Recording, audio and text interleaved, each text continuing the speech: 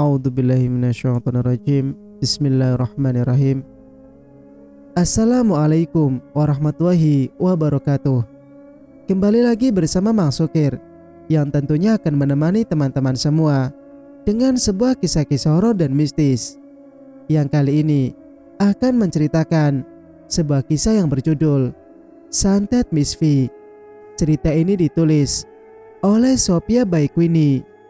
Dan bagi teman-teman yang ingin membacanya secara langsung, teman-teman bisa langsung kunjungi aplikasi KBM yang linknya saya sertakan ada di deskripsi. Dan tak usah berlama-lama, mari kita simak kelanjutan ceritanya.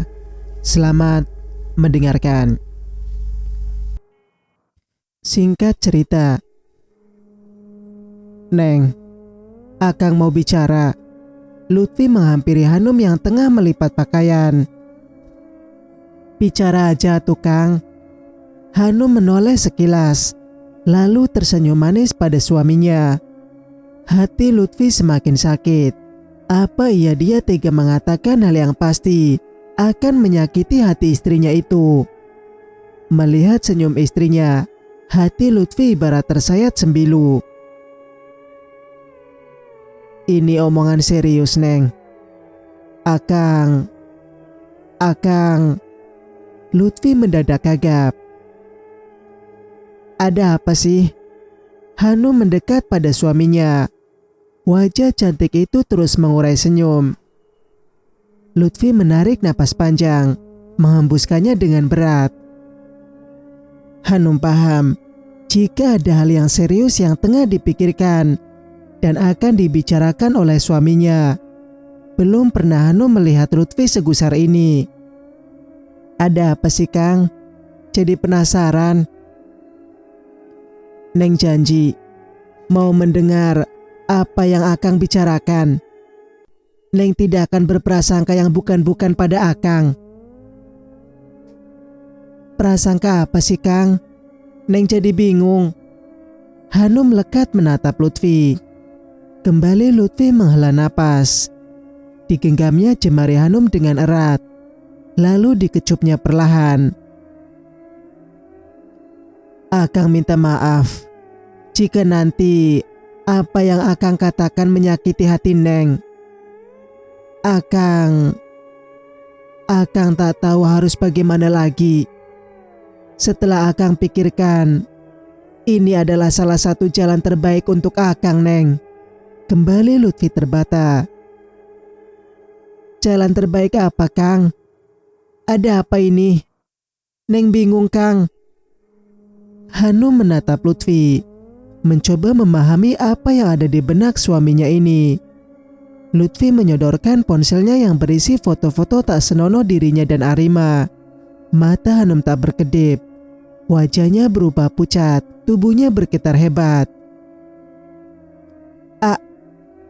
Apa ini teh, Kang?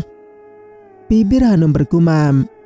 Dia berbalik pada Lutfi, menyodorkan ponselnya kembali.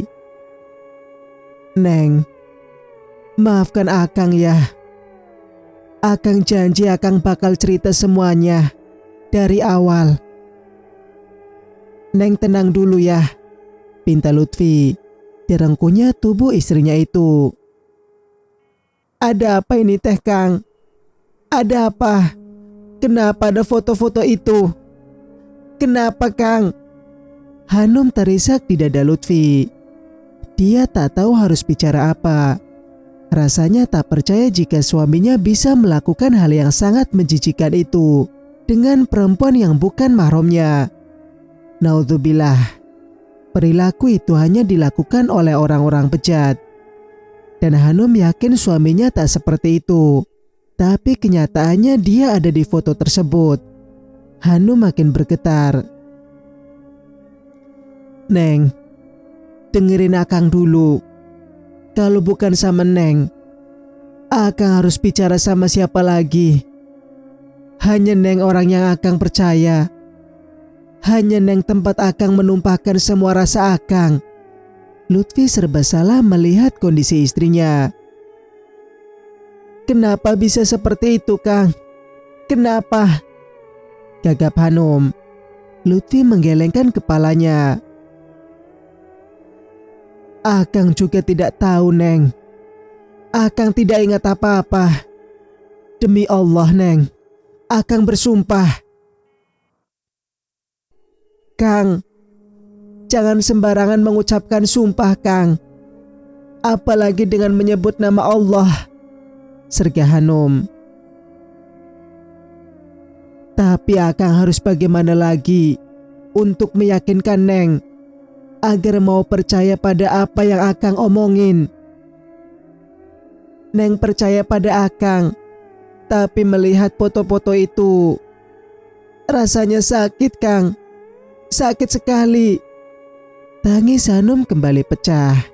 Dia terisak hingga bahunya terguncang, menahan lara dan perih yang menusuk jantungnya. Tak bisa dibayangkan apa yang terjadi dengan suaminya itu. Berada satu ranjang dengan perempuan lain dalam kondisi hampir tak berbusana. Astagfirullah. Hanum berkali-kali membaca istighfar, menenangkan hatinya sendiri. Karena ini semua, sekarang Arima menuntut Akang untuk menikahinya.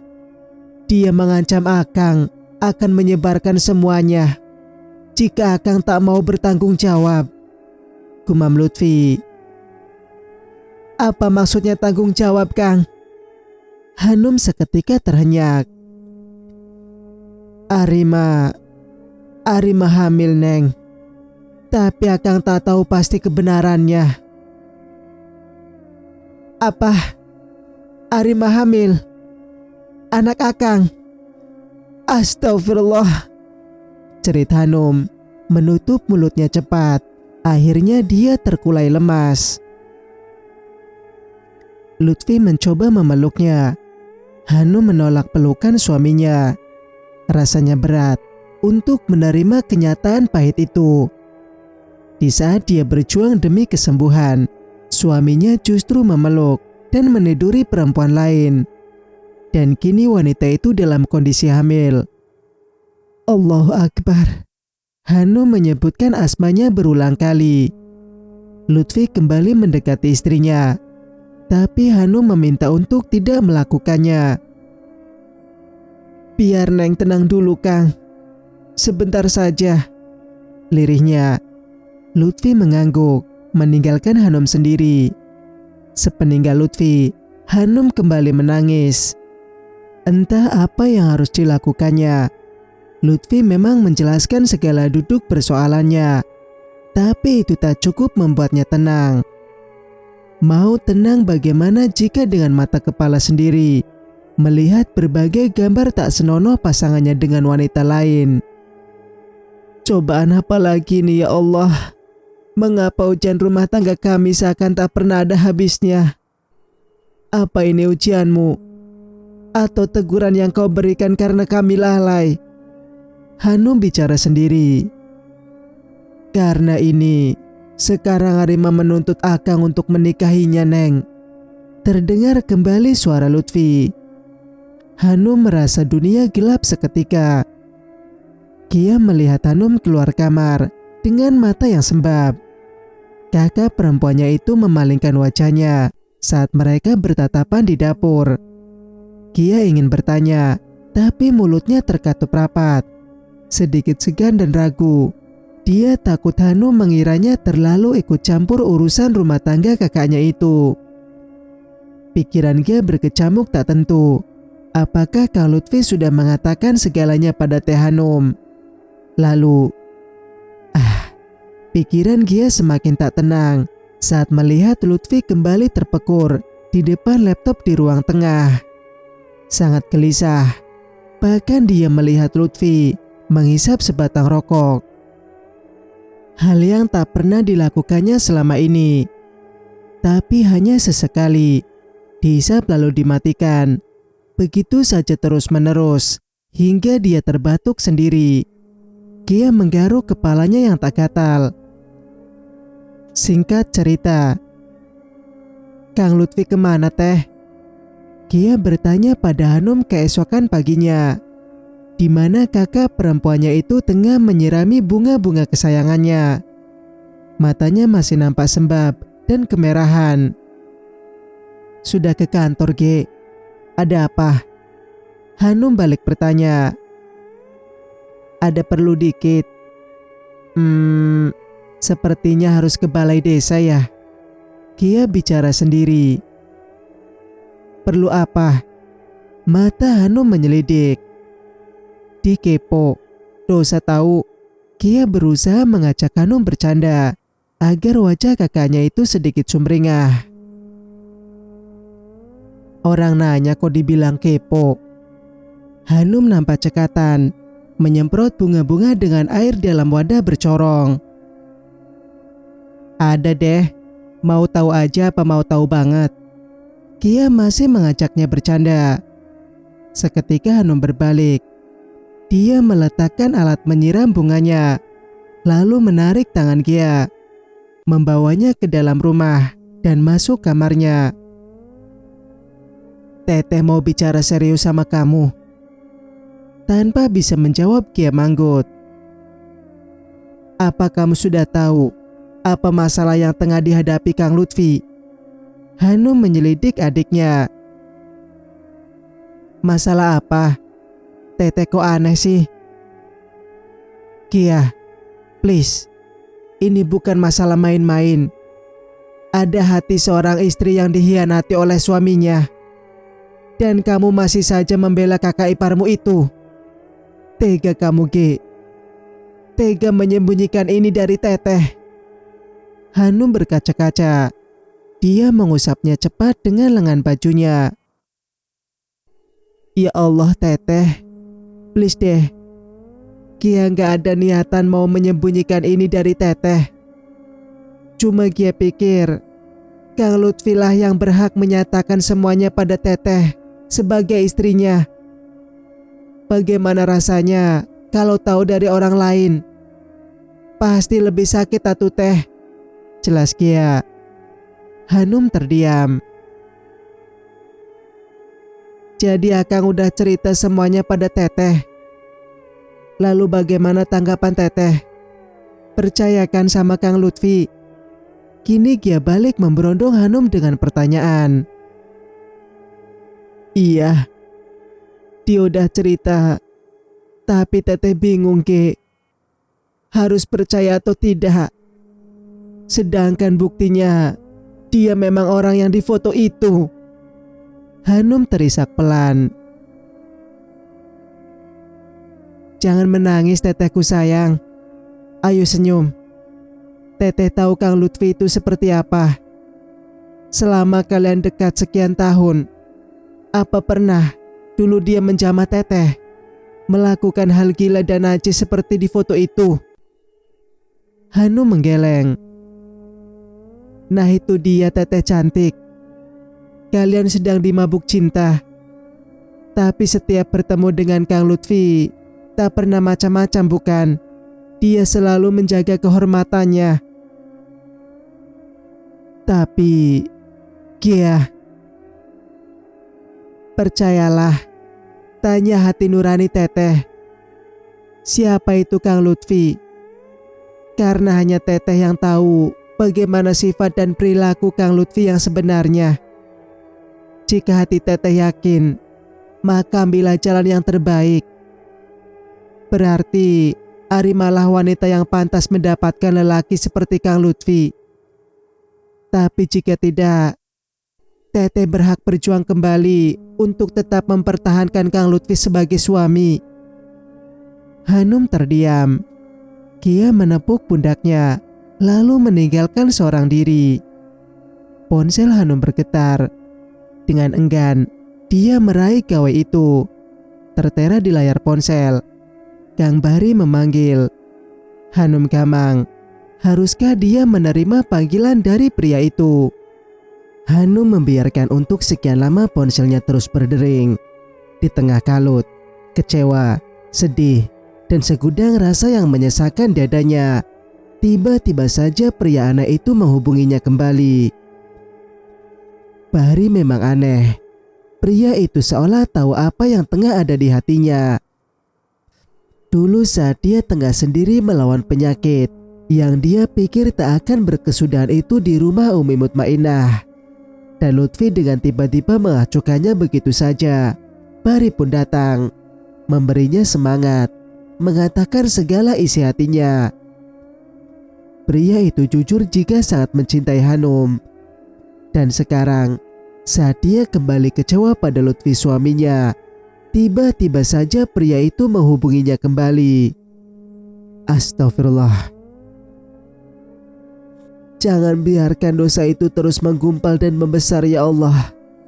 Hamba tak akan kuat dengan siksaan neraka-Mu nanti jika tak ada manfaat dari komunikasi hamba dengannya.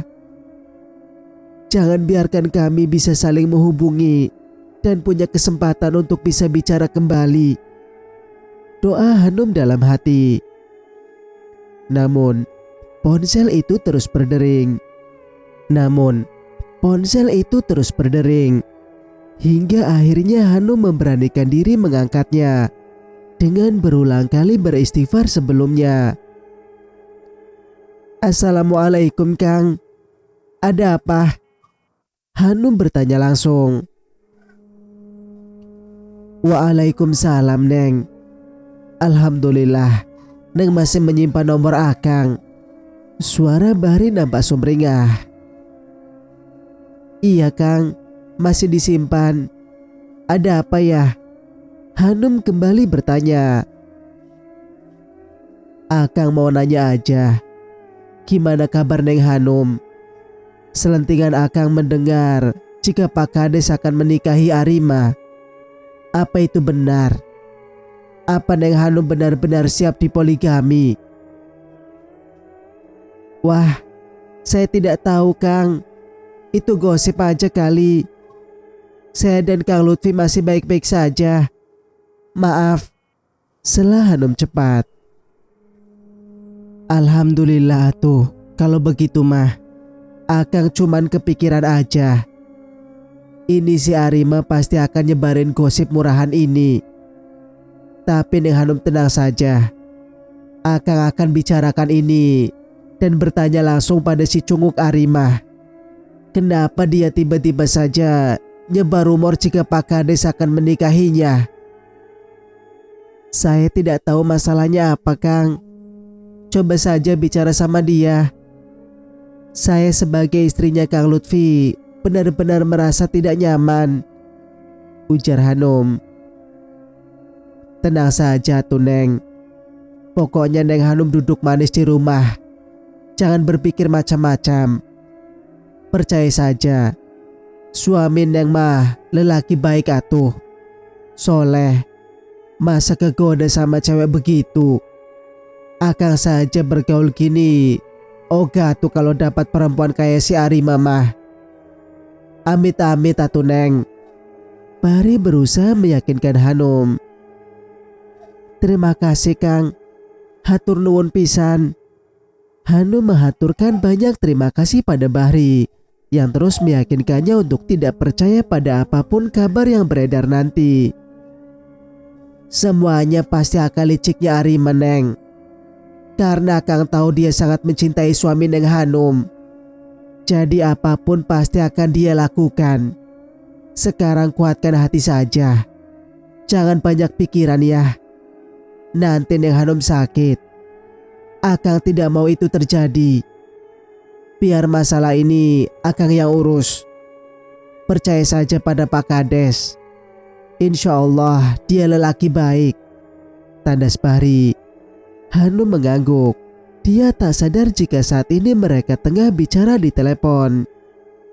Ya sudah tuh. Neng jaga diri baik-baik. Akang pamit dulu ya. Soal si Arima mah biar jadi urusan Akang. Bahri pun pamit dan mengucapkan salam. Hanum membalasnya perlahan. Dia terpaku sejenak, mengingat apa yang tadi Bahri ucapkan tentang suaminya. Lutfi adalah pria baik, suami yang soleh yang insya Allah bisa dipercaya. Kenapa orang lain bisa mengatakan itu, tapi dia sebagai istrinya masih diliputi keraguan? Ya Allah, ampuni hamba jika sudah meletakkan buruk sangka pada suami hamba. Hanum mengusap wajahnya berulang kali. Dia beranjak menuju ruang di mana Lutfi tengah terpekur di dalam laptop dengan sinar mata kosong. Hanum yakin saat ini suaminya hanya butuh dukungan darinya sebagai istri, bukan justru menjauhinya. "Mau dibuatin kopi, Kang?" tanya Hanum. "Akang sudah ngopi, Neng." "Tadi Gia yang buatin," jawab Lutfi. "Udah malam, tidur yuk Kang. Apa masih banyak pekerjaannya?"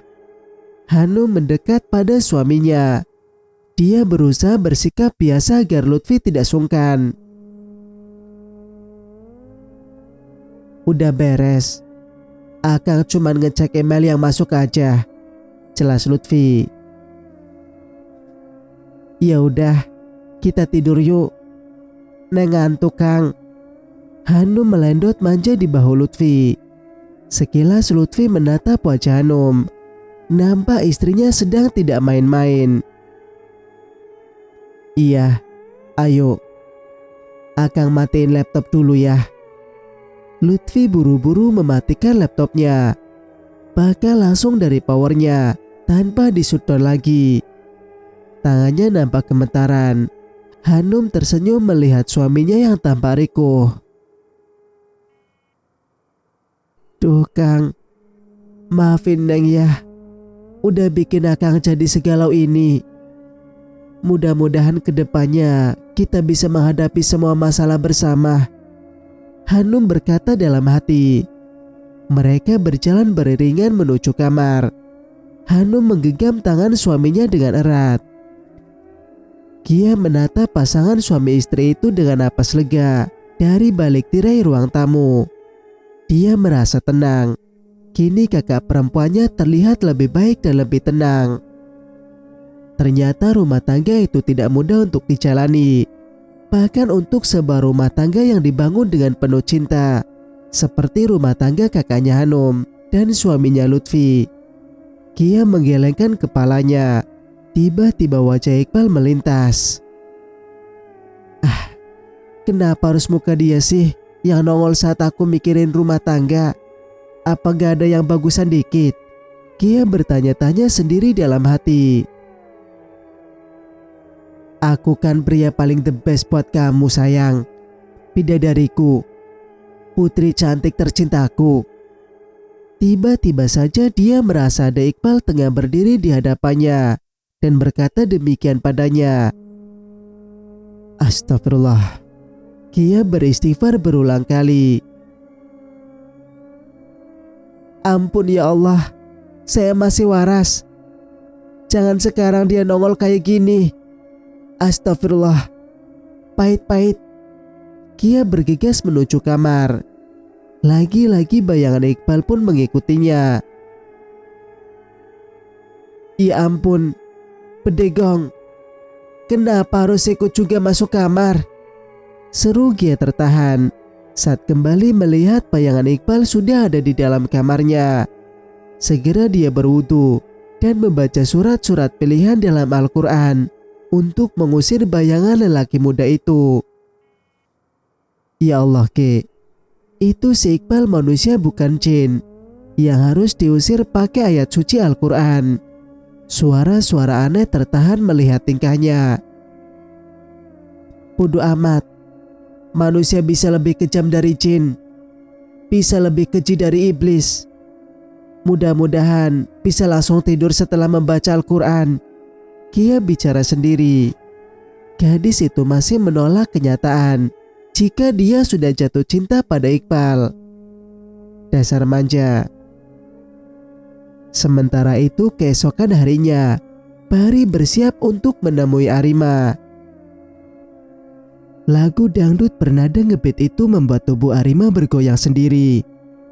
Pakaian ketatnya semakin membuat tubuh seksi itu nampak menggoda mata pria hidung belang yang menatapnya penuh nafsu. Arima sangat menyukainya saat mendapati mata pria itu yang begitu terpesona padanya. Dia menggoyangkan bagian pinggul dan dadanya secara bersamaan, lalu tersenyum sendiri. Dia mendesah seolah tengah pentas di depan banyak mata yang memandangnya takjub. Tubuhnya meliuk bagaikan ular sanca dengan irama lagu yang didengarnya dari sebuah ponsel yang dihubungkan menggunakan handset. "Assalamualaikum. Punten." Suara berat seorang pria mengucapkan salam di depan sebuah rumah kecil. Sepertinya adalah hunian kontrakan yang biasa digunakan oleh para pendatang yang punya kepentingan di desa itu dalam beberapa waktu. Rumah kontrakan itu salah satu milik keluarga Haji Faisal, bapaknya Kang Bahri. Jadi pria itu bisa kapan saja datang mengunjungi untuk melihat keadaannya, termasuk siapa penghuni barunya. Sayangnya Arima tak mengetahuinya. Dia kaget saat Bahri datang ke sana. Sejenak dia menghentikan goyangannya. "Kang Bahri." Mata Arima melotot saat melihat siapa orang yang tengah berdiri di depan pintu kontrakannya. Wanita yang tengah mendengarkan musik melalui handset itu buru-buru mencopot kedua benda itu dari telinganya. Dia mematikan musik itu dengan cepat. "Gangguin aja nih orang. Main datang gak pakai izin atau nanya dulu sebelumnya. Benar-benar kurang ajar. Mentang-mentang banyak duit, semau-maunya dia aja. Rasanya pengen tak keruas mukanya biar tahu rasa." Arima gutumal sendiri. Mau apa dia? Apa dia mau memintaku kembali jadi partnernya dalam merusak hubungan Hanum dan Kang Lutfi? Sudah kuduga. Dia tak bisa bergerak sendiri. Tapi tidak kali ini. Aku tidak akan membiarkan dia dengan mudah menguasaiku. Enak saja. Sekarang semuanya sudah hampir terjadi. Aku hanya tinggal menunggu waktu di mana Kang Lutfi pasti menikahiku, pikir Arima. Dengan santai dia membuka pintu, karena yakin jika Bahri datang hanya karena membutuhkan bantuannya kembali. Tapi wajah sumringahnya tiba-tiba berubah saat melihat raut Bahri yang nampak kesal padanya. "Akang, ada apa ya?" Arima gugup seketika. "Saya mau bicara serius dengan kamu." "Bicara apa, Kang? Kalau masalah kerjasama, saya sudah gak minat lagi." Tolak Arima dengan rasa percaya diri yang tinggi. Padahal dia belum tahu apa maksud dari kedatangan Bahri ke kontrakannya ini. "Ini rumah kontrakan bapak saya. Lah saya bisa datang kapan saja untuk melihatnya. Apa kamu tidak tahu?" jawab Bahri. Arima terdiam. Dia lupa jika keluarga Bahri adalah keluarga yang hampir memiliki semua aset di desa ini. "Kenapa juga aku harus mengontrak di rumah ini? Kalau saja tahu dari sebelumnya," dengus Arima kesal. "Semua kontrakan di sini teh punya keluarga saya. Kamu mau tinggal di kandang kambing kalau tidak ngontrak di sini?" Sepertinya Bahri tahu apa yang ada di hati Arima. Wanita itu terdiam. "Lagian siapa yang mau ngajak kamu kerja sama lagi teh? Saya datang ke sini cuma mau bertanya. Apa benar Lutfi akan menikahi kamu? Warga di sini semuanya membicarakannya. Katanya kamu yang nyebarin info ini." Bahri menatap Arima. "Oh, itu," jawabnya. "Iya." "Akang dengar juga?" Arima balik nanya. "Iya. Jelaskan pada saya. Apa maksudnya?" Bahri mulai tak sabar. "Lah, gak ada maksudnya, Kang. Kami memang mau menikah." Arima sangat santai sekarang. Bahri semakin kesal dibuatnya. "Ngomong teh jangan sembarangan kamu. Mana mau si Lutfi sama kamu? Saya aja yang begajulan mikir dulu mau naksir sama kamu teh. Apalagi dia lelaki solehah begitu," tandas Kang Bahri. Arima sangat kesal mendengar ucapan Bahri padanya.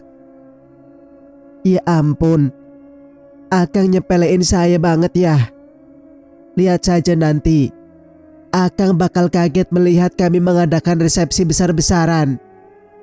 Minggu ini saya akan dibawa bertemu keluarga besarnya Kang Lutfi tahu. Gertak Arima. Dia tak suka juga melihat betapa Bahri meremehkannya. Apa? Kamu mau dikenalkan dengan keluarga si Lutfi? Pasti ada yang tidak beres ini. Ayo katakan saja sama saya. Kenapa si Lutfi akhirnya mau menikahi kamu? Arima tak buru-buru menjawab. Dia menelisik raut wajah Bahri terlebih dahulu. Bahaya kalau dia tahu semuanya.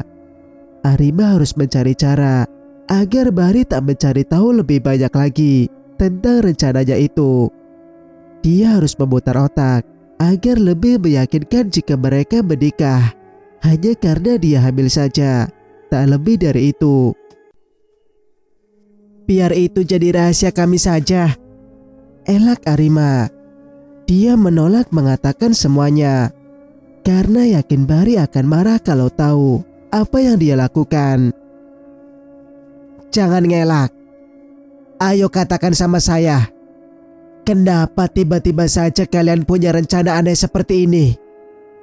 Atau kamu mau saya pakai kekerasan agar kamu mau bicara, hah? Bahri mendesak Arima untuk bicara. Arima mundur melihat sikap Bahri. Saya tak melakukan apa-apa, Kang. Cuma sekarang kondisi saya lagi hamil. Dan Kang Lutfi harus bertanggung jawab atas kehamilan saya ini. Itu saja kok. Arima terbata. Hamil? Apa kamu serius? Bahri tak percaya pada apa yang diucapkan oleh wanita itu.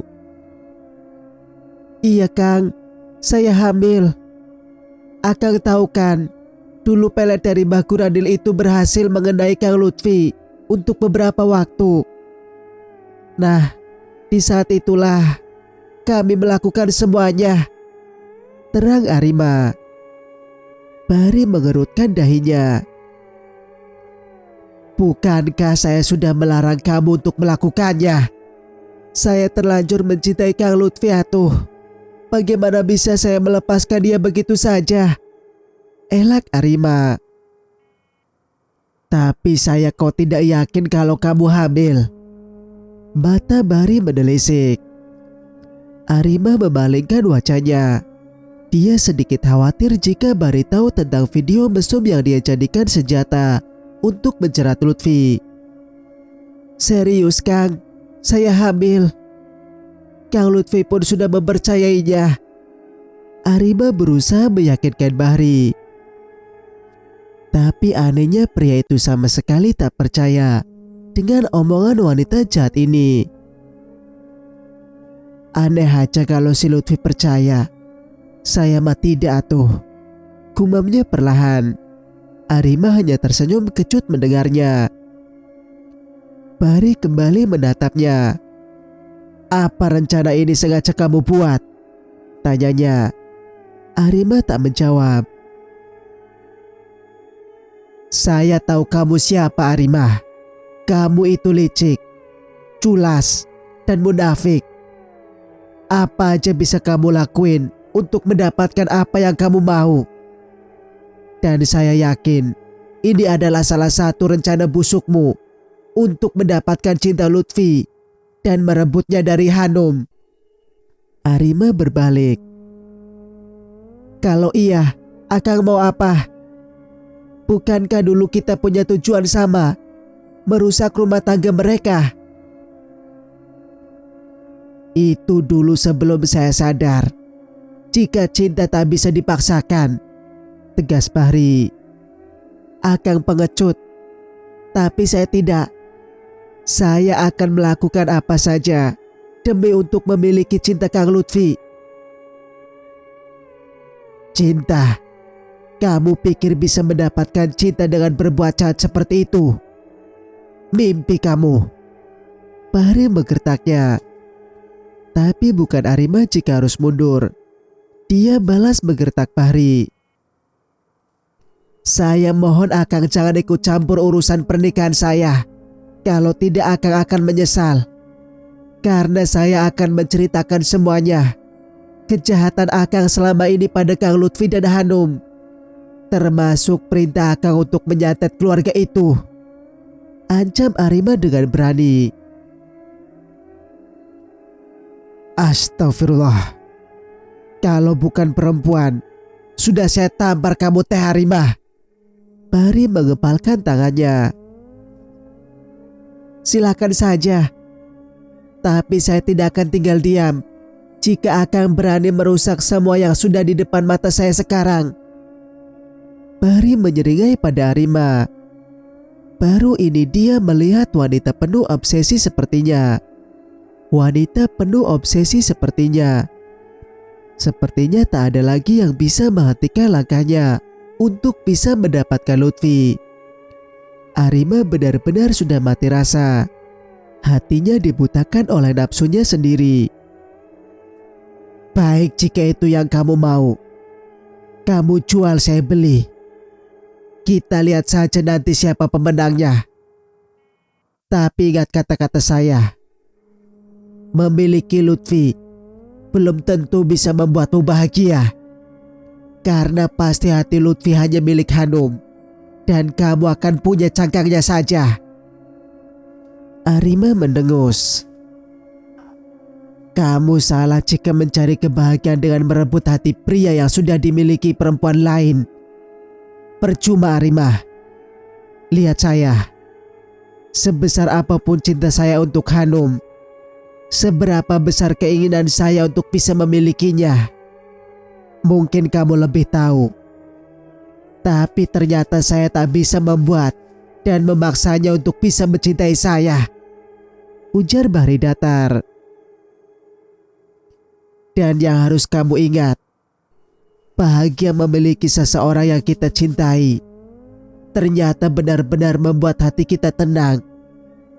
Tak peduli dengan siapa dia hidup sekarang. Dan saya bahagia melihat Hanum bahagia, tandas Bahri. Bahri meninggalkan Arima yang menatapnya pergi.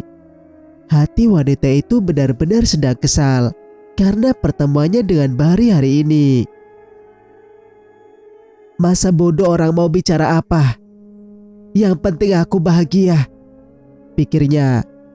Lalu dengan kesal dia menekan sebuah nomor, lalu mengirimkan pesan padanya. Pokoknya minggu ini Akang harus ngenalin saya ke keluarga besar Akang. Jelaskan pada mereka kalau kita akan menikah. Saya tak mau tahu dan tak mau mendengar alasan apapun lagi. Dan di balai desa sana, Lutfi nampak sok membaca pesan yang dikirimkan oleh Arima padanya. Dengan wajah gusar, akhirnya Lutfi memberanikan diri menemui Arima. Bicara di telepon dengan wanita jahat itu saja tak bisa menyelesaikan masalah. Apalagi sekarang dia maksa untuk minta dipertemukan dengan kedua orang tuanya. Mau kamu itu apa sih sebenarnya? Saya sedang mengusahakan memenuhi permintaan kamu yang sebelumnya. Itu sudah membuat saya muak, Arima. Demi Allah, jangan minta yang lain lagi, ujar Lutfi geram. Sedangkan Arima nampak mengibas-ngibaskan kukunya yang baru saja diwarnai. Memangnya kenapa kalau saya minta bertemu dengan keluarga calon suami saya sendiri? Apa itu masalah buat Akang? Dia justru balik bertanya. Seandainya tidak akan menambah masalah dan dosa, ingin rasanya Lutfi menampar pipi perempuan tak tahu malu itu. Menikahi kamu saja adalah masalah besar buat saya. Harusnya kamu memikirkan itu. Lutfi mengepalkan tangannya. Wajahnya merah padam, menahan amarah yang menggelegak. Berkali-kali dia mengucapkan istighfar agar bisa mengendalikan diri. Sudah cukup dia ikut larut ke dalam permainan wanita ini. Dia harus menjadikannya sebagai pengalaman. Hanum sudah mengizinkannya menikahi Arima. Wanita berhati lembut itu tak banyak bicara. Dia menyerahkan sepenuhnya apa yang terbaik untuk Lutfi nantinya. Sebagai seorang suami, Lutfi merasa malu merasa sangat bersalah karena telah menyakiti hati perempuan satu-satunya yang dia cintai itu. Apalah daya, Arima seolah tak mau tahu dan tak tahu malu.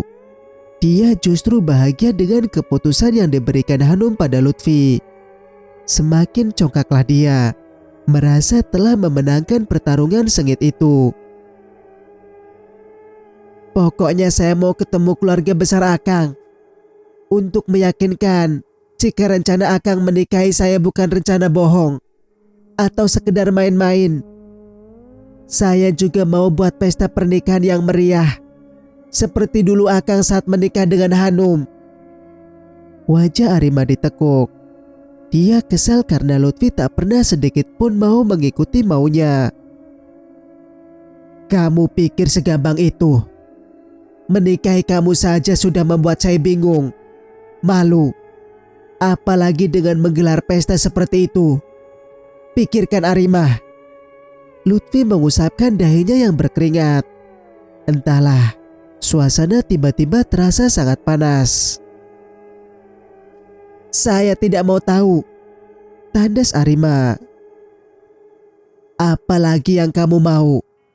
Saya sudah mengikuti alur yang kamu buat, Arima.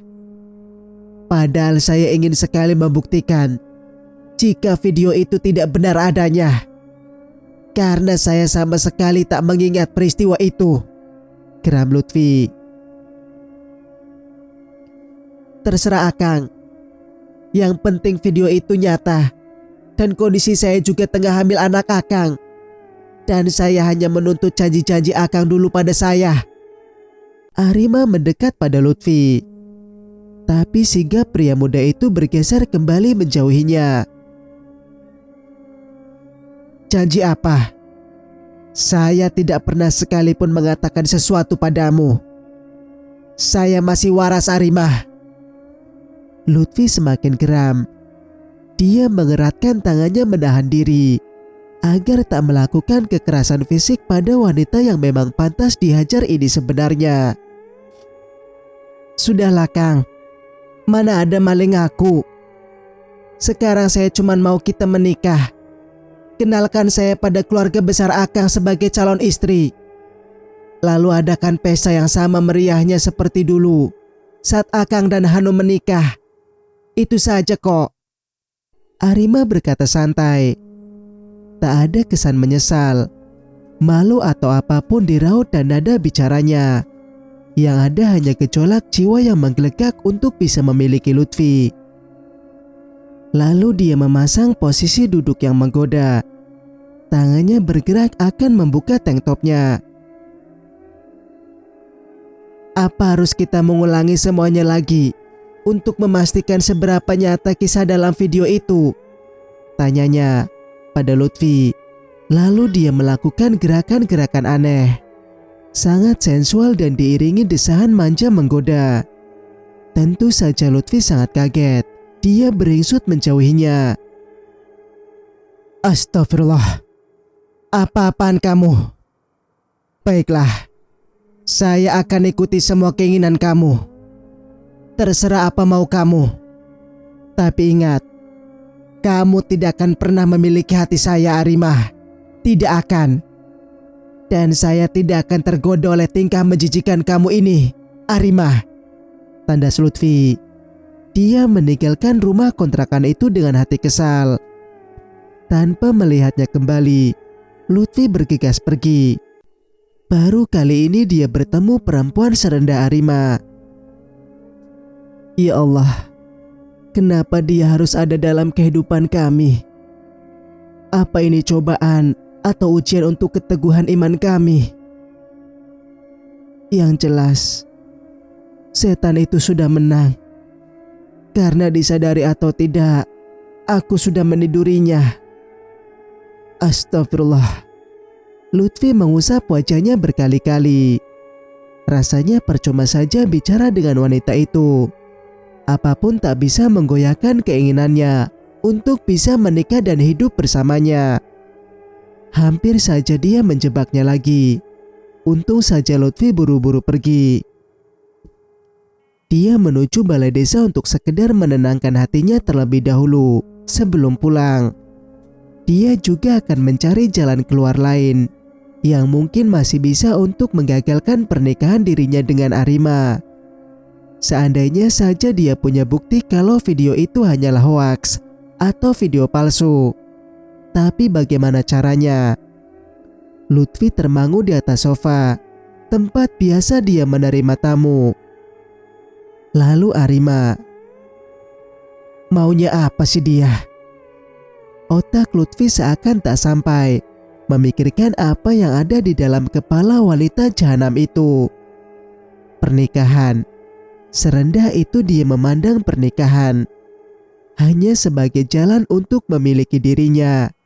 Padahal pernikahan adalah ikatan suci antara dua makhluk yang tidak bisa dibuat dan dipermainkan. Tapi Arima sangatlah naif. Apa dia pikir pernikahan bisa menyelesaikan masalah? Apa pernikahan aneh ini bisa membuatnya bahagia? Pikiran Lutfi dijejali hal yang menurutnya tak masuk akal tentang Arima. Tapi benarkah dia hamil? Sekian tahun menikahi Hanum, istrinya itu belum juga menampakkan akan kehamilannya.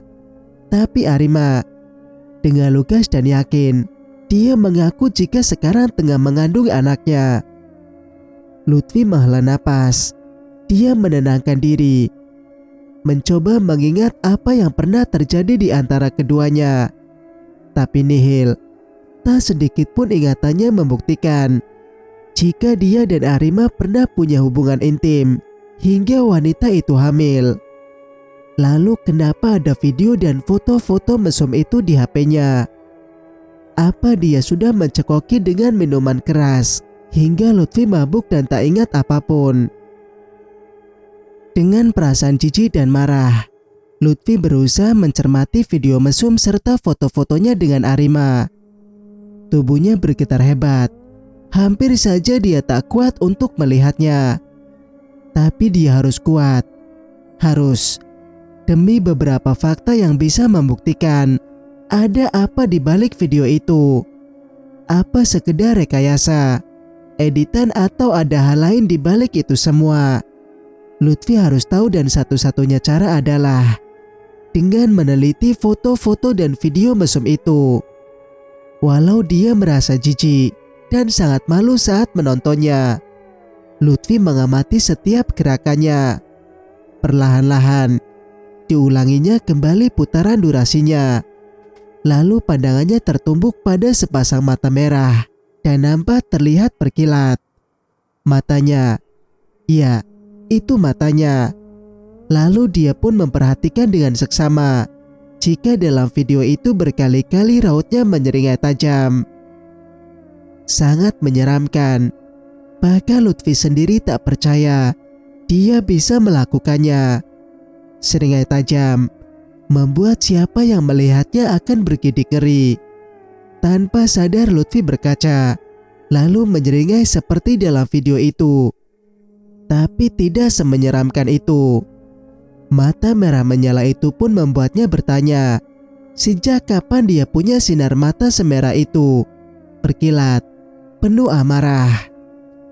Lalu mendengus kasar saat bercinta, bahkan bersama Hanum istrinya. Dia tak pernah serakus itu, hingga mulutnya mengeluarkan bunyi atau suara begitu kasar, ibarat binatang buas saja. Aneh, aku sendiri seperti tak mengenali ekspresi wajah diriku sendiri. Sejak kapan wajahku jadi semenyeramkan itu? Dia bicara sendiri. Lalu bulu kuduknya merinding. Lagi-lagi dia teringat pada sepasang mata menyala yang nampak jelas di beberapa foto dan video itu. Dan tatapan mata merah itu berkilat seperti mengandung picaran api. Apakah itu efek kamera? Atau... Astagfirullah. Ada apa ini sebenarnya? Tunjukkan jalan yang terbaik bagiku ya Allah. Ampuni segala dosa-dosa besarku itu. Hanya istighfar yang mampu dia ucapkan. Semoga Allah mengampuni semua dosa-dosa besarnya itu Lalu dia teringat akan Kia yang pernah tiba-tiba saja tertidur pulas di sofa itu. Dan itu terjadi setelah Kia meneguk kopi buatan Arima untuknya. Astagfirullah. Apakah ini salah satu tanda baginya? Atau Lutfi bergegas bangkit. Dia akan membicarakan ini dengan Kia. Mudah-mudahan ada jalan terang setelah dia yakin Kia pasti paham akan arah pembicaraan yang akan dia bahas dengannya. Mudah-mudahan Kia bisa membantunya kali ini. Cerita pun bersambung. Jika kalian suka dengan ceritanya, jangan lupa untuk like, komen, dan subscribe channel ini agar bisa mendengarkan cerita-cerita berikutnya. Wassalamualaikum warahmatullahi wabarakatuh.